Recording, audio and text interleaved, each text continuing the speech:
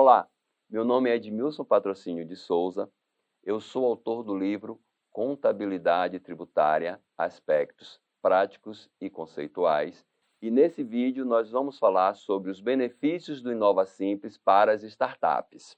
Bom, antes de mais nada, vamos trazer o conceito da Lei Complementar 167/2019 para startups.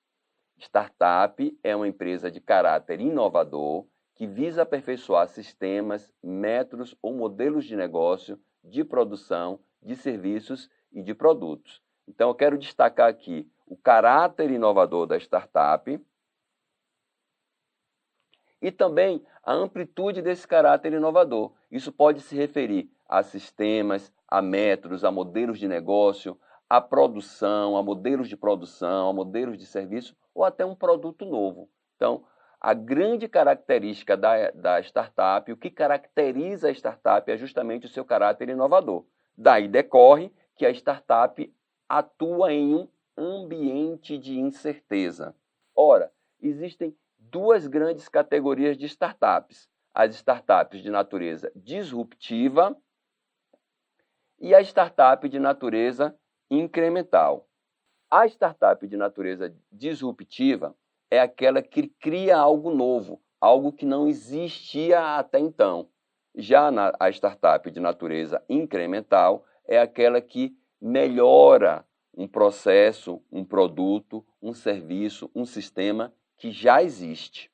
Nós afirmamos que as startups têm como grande característica a inovação e, por isso, atuam no ambiente de incerteza. E que o Inova Simples traz benefícios para as startups. Então, o que é o Inova Simples? Bom, o Inova Simples consiste em um rito sumário para abertura e fechamento de startups. E qual é o objetivo do Inova Simples? Estimular a criação, formalização, desenvolvimento e consolidação de startup como agente indutor de avanço tecnológico e da geração de emprego e de renda. Nessa definição do objetivo do Inova Simples, nós temos aqui, primeiro, o objetivo de estimular a criação, a formalização, o desenvolvimento e a consolidação da startup. Então, primeiro, que a startup seja criada, que ela passe a existir, mas que ela não exista de uma maneira informal, que ela não exista na economia informal, que ela venha a atuar na economia formal. Então, dar formalidade à startup. Essa formalidade da startup, a formalização, também é um fator que contribui para o desenvolvimento e a consolidação da startup. Então, formalização, desenvolvimento e consolidação estão ligados, estão relacionados. Um auxilia o outro. Ora, e por que é importante a criação, a formalização, o desenvolvimento e a consolidação da startup? Porque a startup, como empresa de inovação, ela é um agente indutor de avanço tecnológico e, claro, também de geração de emprego e de renda. Dada a importância das startups para a geração de emprego e de renda, o Inova Simples consiste, como eu já falei, num processo sumário de abertura e de fechamento de empresas startups. Esse rito sumário, ele consiste na abertura e no fechamento simplificado e automático de startups. Esse procedimento simplificado, ele ocorre diretamente na internet, no portal da Rede Sim. Bom, lá no portal da Rede Sim, o empreendedor que decidiu abrir uma startup, ele vai precisar preencher um formulário digital próprio, um cadastro básico. Nesse cadastro básico, ele vai fazer a descrição do escopo da intenção empresarial inovadora, lembrando que, na razão social da empresa, precisa ter a expressão Inova Simples, IS. Talvez você já esteja acostumado com as expressões SA para Sociedade Anônima, a expressão LTDA para Limitada. No caso do Inova Simples, você terá também a expressão Inova Simples. Isso também faz uma remissão lá para a microempresa, ME, empresa de pequeno porte, EPP. No caso da startup, você vai precisar acrescentar na razão social Inova Simples, IS. Bom, É necessário também que durante o processo de abertura simplificado da startup, ela faça uma autodeclaração afirmando que não vai produzir poluição, que não vai produzir barulho e que também não produzirá aglomeração de tráfego de veículos. A startup pode ter como sede um local comercial, um local residencial ou misto, tanto comercial quanto residencial, mas também ela pode ser acolhida dentro de um parque tecnológico, de uma instituição de ensino, de uma empresa júnior, de uma incubadora, de uma aceleradora, ou até em um espaço compartilhado, que hoje é tão comum nos grandes centros, né? Então, ela também pode ter sua sede em um coworking. No processo simplificado de abertura da startup, haverá a geração automática de CNPJ e do código próprio para o Inova Simples. A startup também precisa abrir uma conta corrente bancária, porque a integralização do capital social precisa passar por depósito nessa conta corrente bancária. Então, cuidado com isso. A integralização do capital social da empresa startup que é beneficiada com o Inova Simples não pode ocorrer em moeda corrente, em espécie, via conta caixa. Ela tem que ser em moeda corrente, mas via depósito bancário em conta corrente bancária. Então, a startup precisa abrir uma conta bancária para integralização do capital social. E não só para integralização do capital social, também para aporte de recursos de investidor que venha do exterior e também para receber linhas de créditos de empresas públicas e privadas.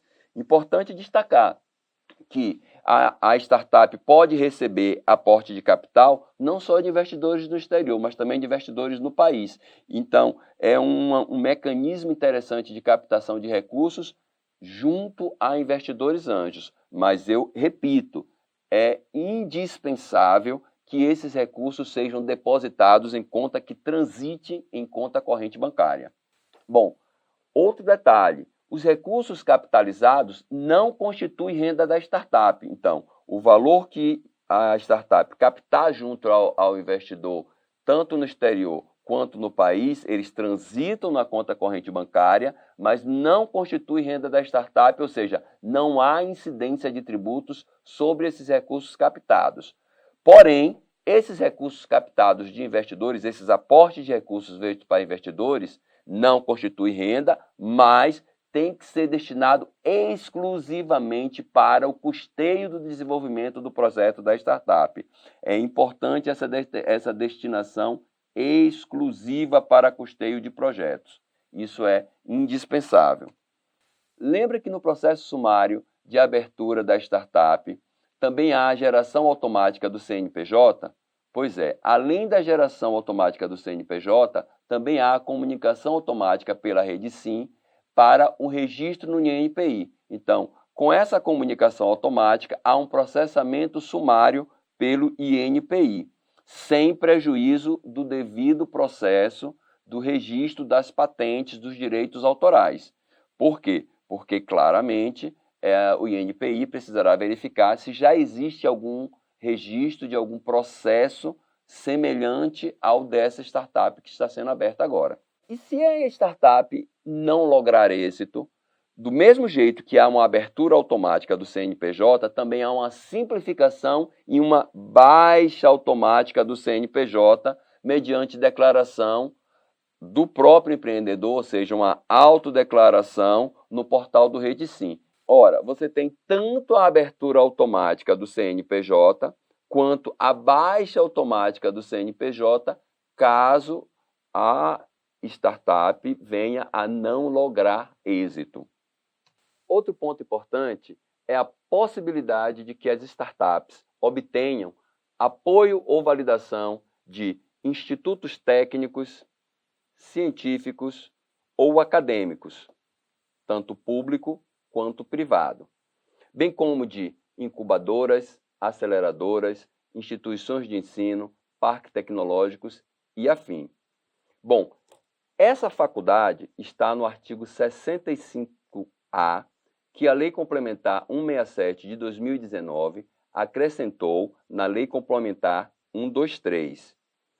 E aqui eu lhe recomendo que você também verifique o artigo 65 da Lei Complementar 123. Isso porque, lá no artigo 65 da Lei Complementar 123, já está posto que essas instituições terão como meta aplicar 20% do seu orçamento em projetos de startups. Então, tanto o apoio colocado pela Lei Complementar 167 de 2019 é interessante, quanto a aplicação dos 20%, que já está no artigo 65, é muito benéfica para a startup.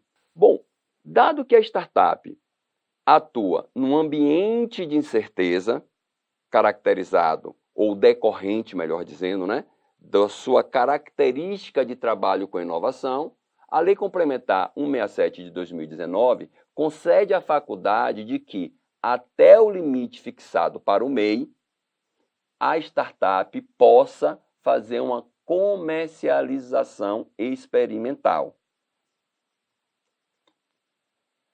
Mas destaco que, apesar dessa faculdade da lei, a startup não poderá optar pela sistemática de recolhimento com base em valor fixo mensal, ou seja, startup não pode ser MEI. Espero que esse vídeo tenha sido útil para você identificar os benefícios da Lei Complementar 167 de 2019. Bons estudos!